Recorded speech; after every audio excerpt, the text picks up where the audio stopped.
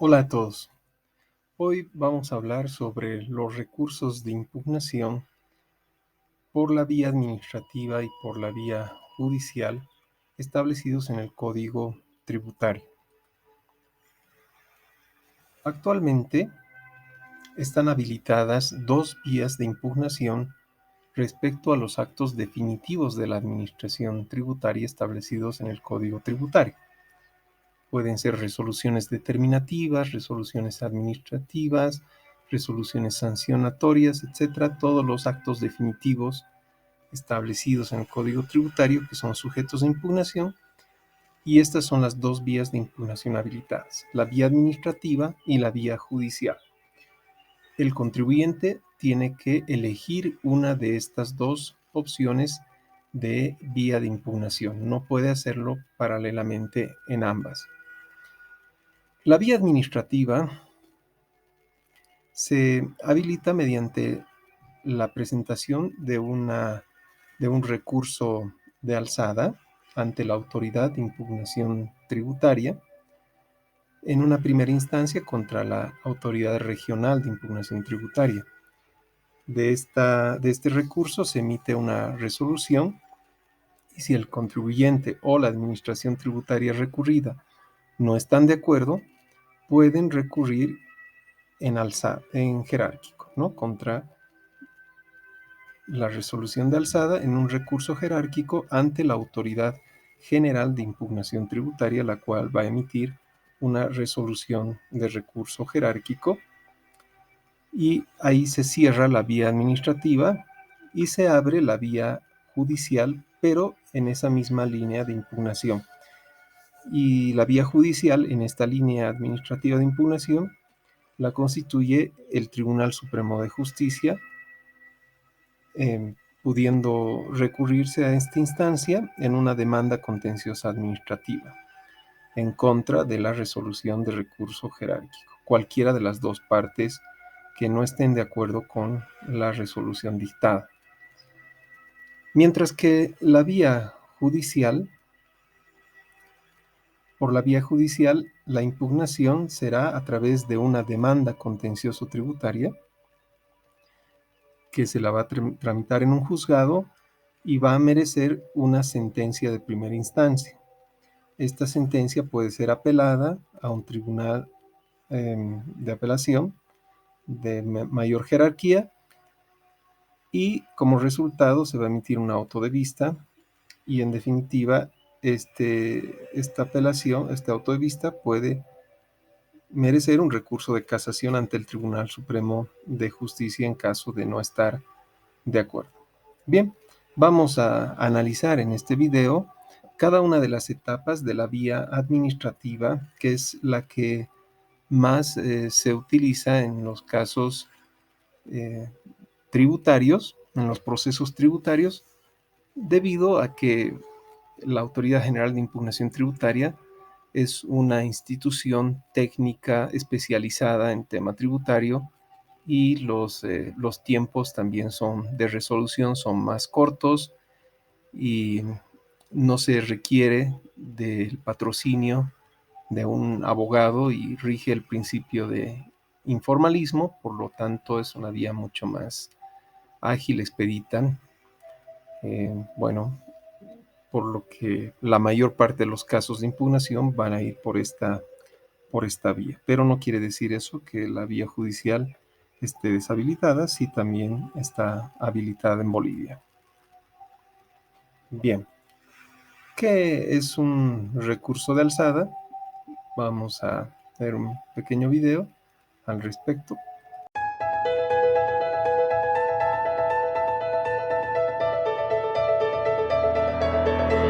¿Qué es un recurso de alzada? Es la primera vía administrativa que tiene el contribuyente para impugnar un acto definitivo de las administraciones tributarias.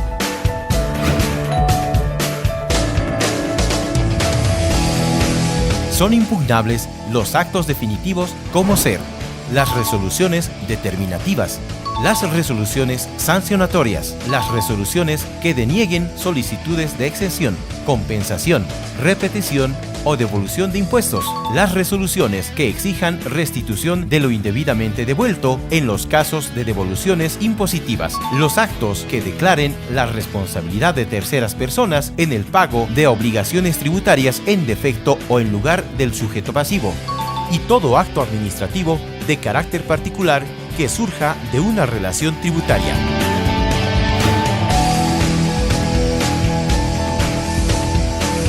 El recurso de alzada no es admisible contra medidas internas, preparatorias de decisiones administrativas, incluyendo informes y vistas de cargo, incluidas las medidas precautorias que se adopten a la ejecución tributaria.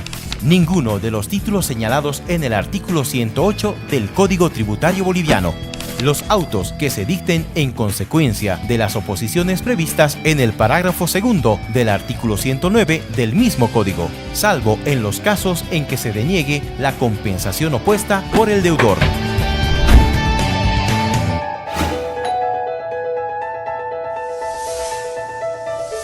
El recurso de alzada debe ser presentado por escrito, mediante memorial o carta simple, cumpliendo los siguientes requisitos: señalamiento específico del recurso administrativo y de la autoridad ante la que se lo interpone, nombre o razón social y domicilio del contribuyente o de su representante legal con los documentos que los respalden, señalamiento de la autoridad que dictó el acto contra el que se recurre y el ejemplar original o fotocopia del documento que contiene dicho acto, detalle de los montos impugnados por tributo, por periodo o fecha, según corresponda, sin tomar en cuenta los componentes de la deuda tributaria, fundamentos de hecho y o derecho, según sea el caso en que se apoya la impugnación, lugar, fecha y firma del contribuyente.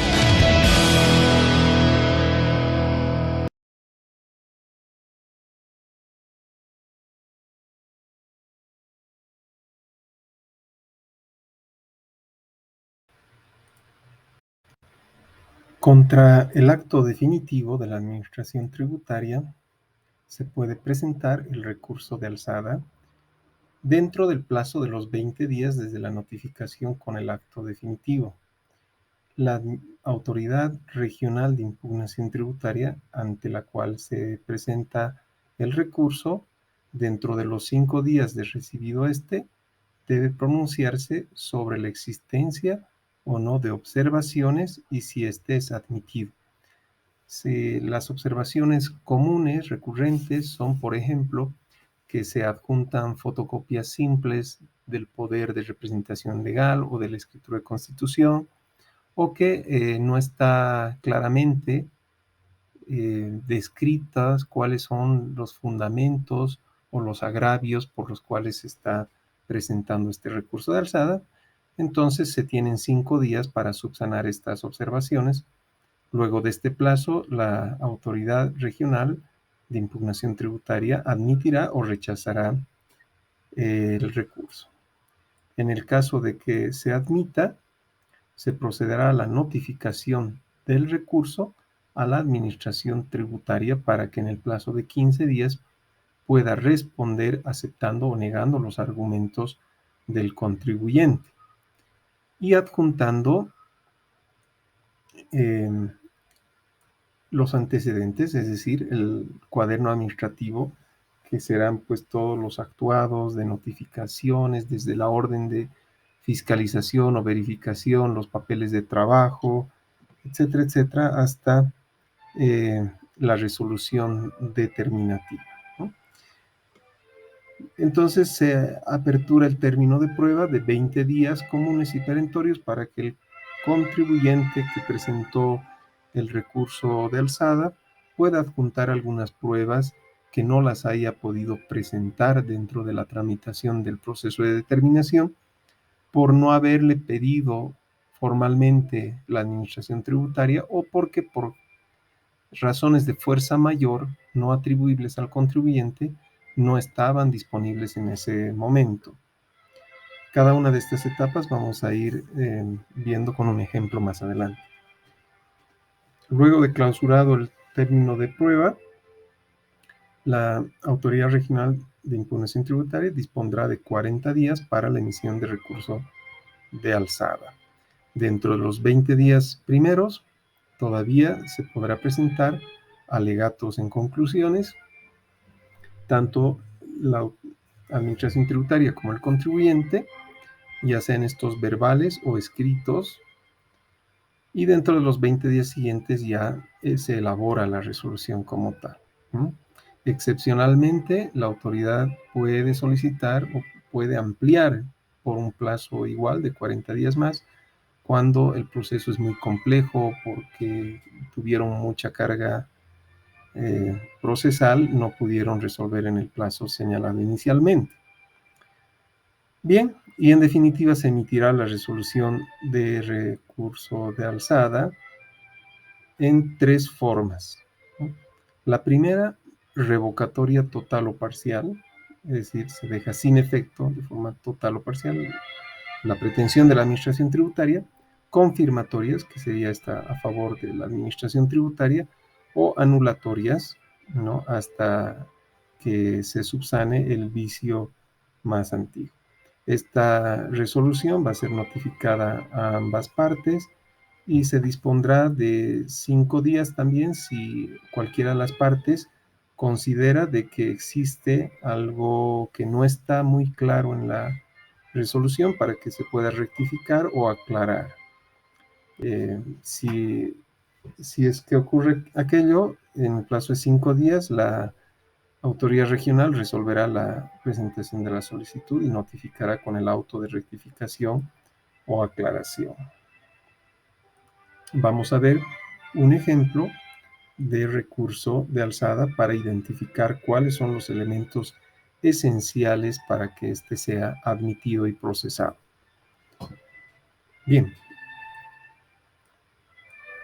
importante identificar con claridad cuál es el acto contra el cual se está recurriendo, ¿no? Si es una resolución determinativa, sancionatoria, administrativa, cuál es el acto definitivo, cuál es su número, la fecha, quién ha emitido este acto y cuándo fue notificado, ¿no? Luego, el apersonamiento, es decir, si es una persona jurídica, quién es el representante legal o apoderado que cuenta con las facultades para presentar este recurso, que tiene que estar en el poder claramente establecido aquello, y en virtud de qué instrumento jurídico se constituye como representante legal. Por eso es que acá se señala qué documentos se acompañan que respalda esta personería: la cédula de identidad del poder del representante legal, o si es una persona natural, suficiente, el poder de representación, el testimonio de constitución, ambos documentos en fotocopias legalizadas, el certificado del NIE, puede ser electrónico, el croquis del domicilio legal y la resolución determinativa impugnada, que puede ir en una fotocopia simple porque la administración tributaria luego la va a presentar en original en la contestación. Luego, los datos de la administración tributaria recurrida: quién ha sido el que ha emitido, qué autoridad ha emitido el acto definitivo y cuál es el domicilio de la administración tributaria para su notificación, ¿no? Cuál es nuestro interés legítimo, demostrable. Y empezamos con los antecedentes y relación de hechos. Este punto es importante ya que en ocasiones la administración tributaria, bueno, por redacción, etcétera, es un poco reiterativa o no está muy clara la, la forma de exponer sus observaciones. Entonces, lo que tenemos que hacer nosotros es como procesar esto de una forma muy simple y didáctica. Y algo súper importante, identificar cuál es el importe por el cual yo estoy recurriendo, cuál es la deuda, cuál es la composición de la deuda, ¿no? Si esta deuda tiene intereses, mantenimiento de valor, lleva una sanción, etcétera, y si estamos nosotros recurriendo el total de la deuda o solamente una parte, ¿no? Si es una parte, tenemos que identificar cuál es esa parte que estamos recurriendo. Eso es importante en el recurso para que tengamos la aceptación o la admisión, perdón. Y ya pasamos a hacer una relación muy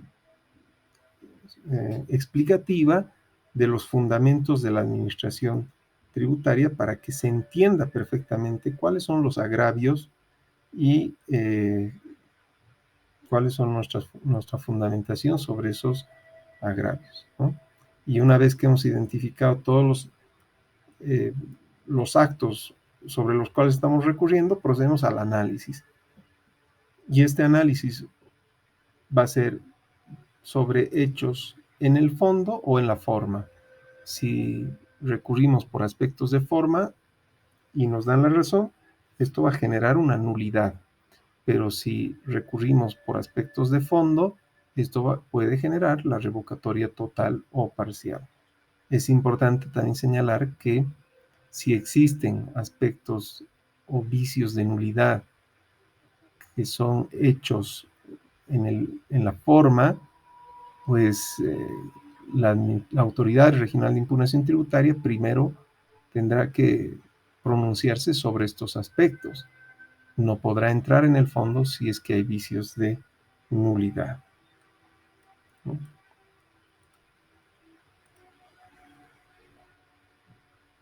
Entonces, luego de realizar todas nuestras argumentaciones, llegamos a la parte del petitorio, ¿no? Esto es importante porque con claridad debemos expresar qué es lo que queremos, cómo queremos que se falle, con una revocatoria total o parcial o con una nulidad del acto. Y esto dependerá de la argumentación y la fundamentación que hayamos realizado. Y finalmente, la firma del apoderado o del representante legal o del contribuyente unipersonal o persona natural que ha presentado el recurso de alzada. Bien, pasemos entonces con un ejemplo de la presentación del término durante el término de prueba de nuestras pruebas de descargo.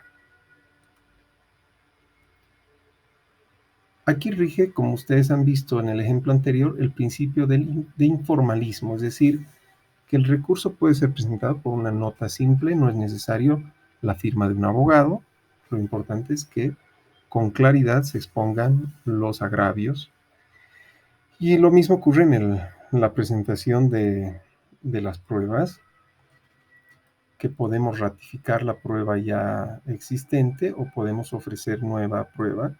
Siempre importante que estos elementos o esta documentación o información no haya sido requerida durante el proceso de determinación o que habiendo sido requerida por motivos de fuerza mayor no la hayamos podido presentar porque no estaba disponible en ese momento.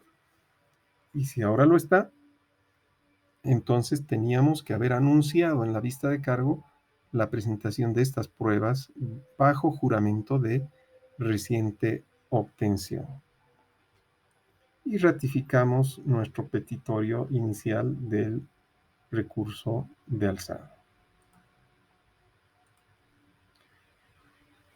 Y finalmente, dentro de esos 40 días, tenemos 20 días, de 40 días finales, tenemos 20 días para presentar alegatos, ya sean escritos y o verbales, pueden ser ambos o puede ser uno solo.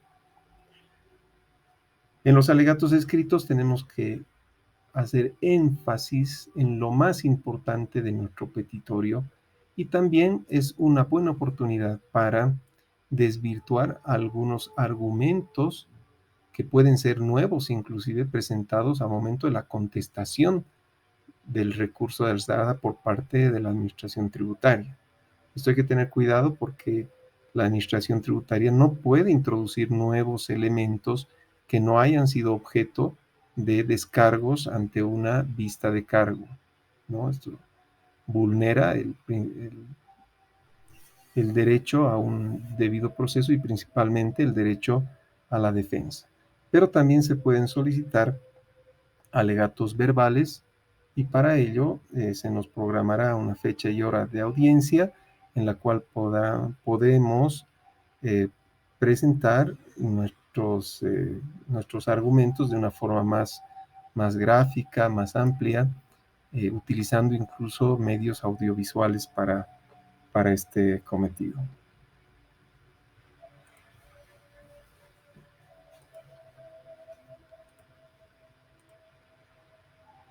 Y bien, finalmente se dicta la resolución del recurso de alzada. ¿Qué contiene esta resolución? Los datos del recurrente, la administración recurrida, el acto impugnado, el número de expediente, el lugar y la fecha, el acto administrativo impugnado, los datos de la tramitación del recurso de alzada, los argumentos de la parte recurrente, es decir, cuida la resolución de recurso de alzada de no obviar ningún fundamento interpuesto en la presentación del recurso por parte del contribuyente. Por eso es que va a ir resumiendo y exponiendo todos nuestros fundamentos tal como los hemos presentado, ¿sí? Y de la misma forma hará respecto de la respuesta de la administración tributaria. Todos los argumentos expuestos por parte de la administración tributaria para finalmente llegar a la parte neurálgica de la resolución del recurso de alzada, que es la fundamentación técnica y jurídica, ¿no? Siempre la autoridad regional primero hará como una exposición de toda la normativa legal aplicable al presente caso y luego expondrá los hechos más relevantes que fundamenten en definitiva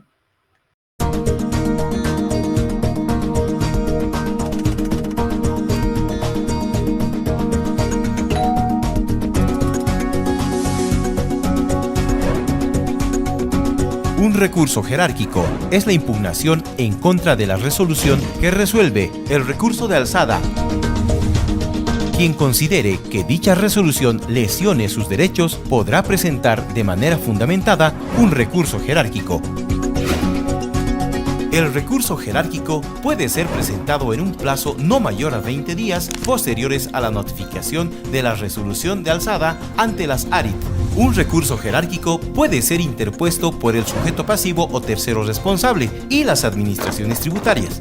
Hasta el quinto día después de su presentación, el recurso jerárquico podrá ser rechazado, admitido u observado. En este último caso, el recurrente tendrá hasta 5 días para subsanar las observaciones. Tanto la admisión, el rechazo y la observación se pondrá en conocimiento de ambas partes. La ARID debe remitir el recurso y todos sus antecedentes a la AJIT en el plazo de 3 días. Recibido el expediente, la AJIT deberá dictar el decreto de radicatoria en un plazo de 5 días. Una vez notificados con la admisión del recurso jerárquico, el contribuyente y la administración tributaria pueden presentar pruebas de reciente obtención en un plazo máximo de 10 días. En 40 días se emitirá la resolución jerárquica, dividiéndose en 20 días para la presentación de alegatos en conclusiones y otros 20 días para la elaboración de la resolución jerárquica. Si este tiempo no es suficiente, se ampliará por única vez 40 días más para dictar la resolución. La resolución jerárquica podrá ser confirmatoria, anulatoria o revocatoria total o parcial. En cualquier caso, la notificación siempre será para ambas partes. Se puede solicitar la rectificación y aclaración de la resolución jerárquica en el plazo de 5 días. Y en otros 5 días, la AJIT resolverá la presentación de la solicitud. El auto de rectificación o aclaración será de conocimiento para ambas partes.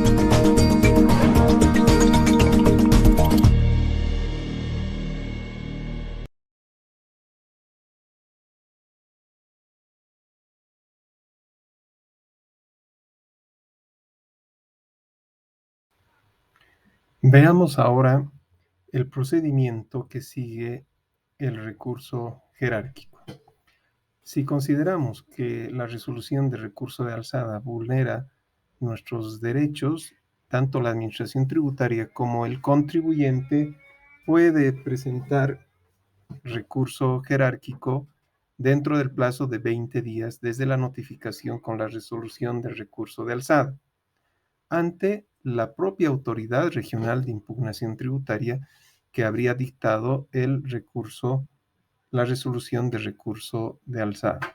Dentro de los 5 días de recibido el recurso jerárquico, debe ser observado, puede ser observado o admitido o en su caso rechazado. El recurrente tiene 5 días de plazo para subsanar las observaciones, al igual que en el recurso de alzada. Si es que es admitido, se remitirá el expediente en el plazo de 3 días a la Autoridad General de Impugnación Tributaria, quien dictará la radicatoria del expediente en el plazo de 5 días, emitiendo el decreto de radicatoria. Y de ahí se abre un término de pruebas de tan solo 10 días hábiles únicamente para la presentación de pruebas de reciente obtención. Vencido este plazo, la Autoridad General de Impugnación Tributaria cuenta con 40 días para la emisión de la resolución de recurso jerárquico, 20 días de los cuales se aplicarán para los alegatos en conclusiones y 20 días para la elaboración de la resolución de recurso jerárquico.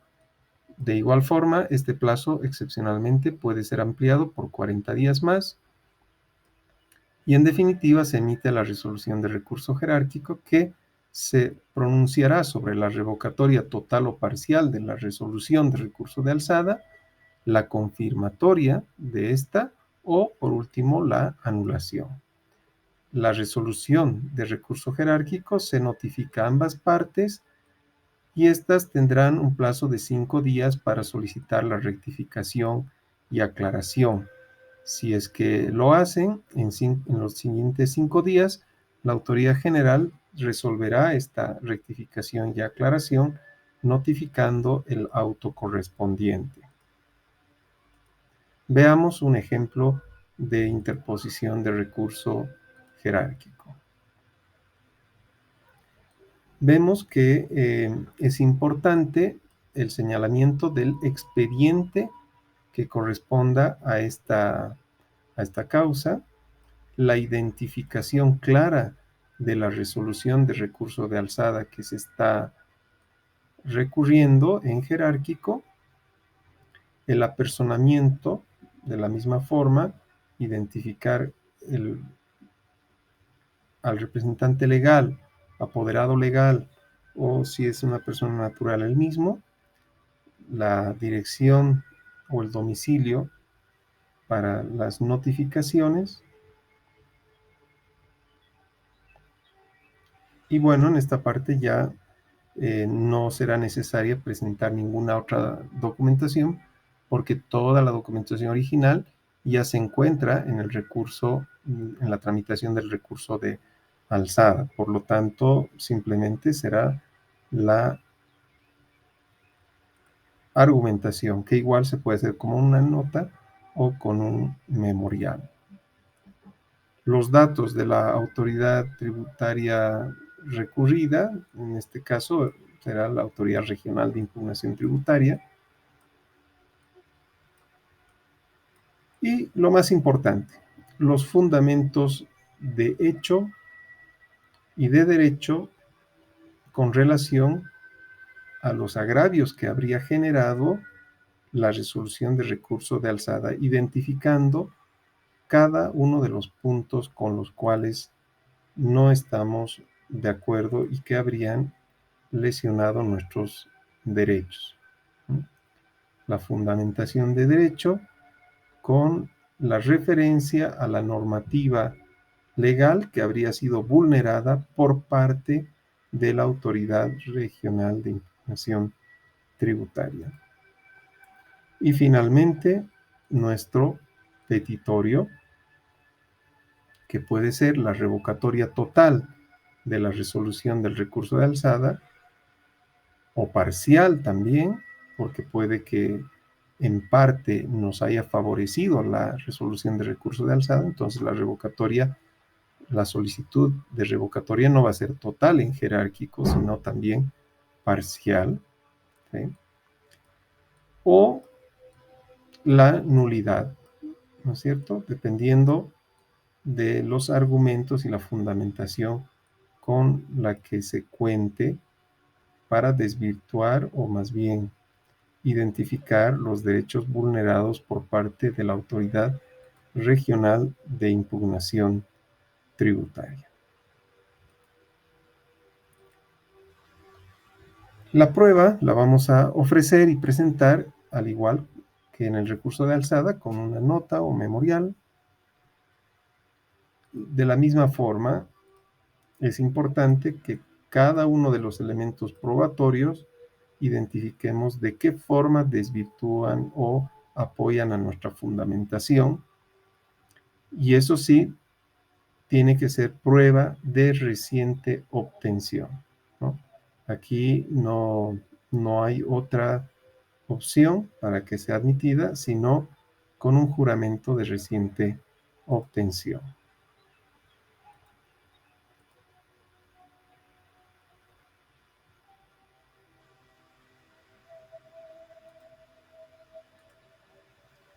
Y la fase de alegatos verbales y escritos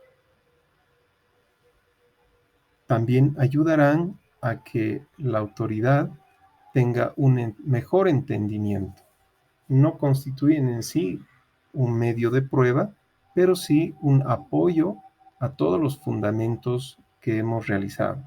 Existen casos en los que por la complejidad o la necesidad de poder eh, in, introducir aspectos mucho más gráficos que permitan un entendimiento más sencillo por parte de la persona que va a resolver el recurso, siempre van a ayudar, ¿no? Pero hay que tener cuidado de que estos alegatos tienen que ser muy, muy puntuales porque el tiempo del que disponemos para una exposición de alegatos verbales es muy, muy corto, no pasa de los 20 minutos que se nos otorga.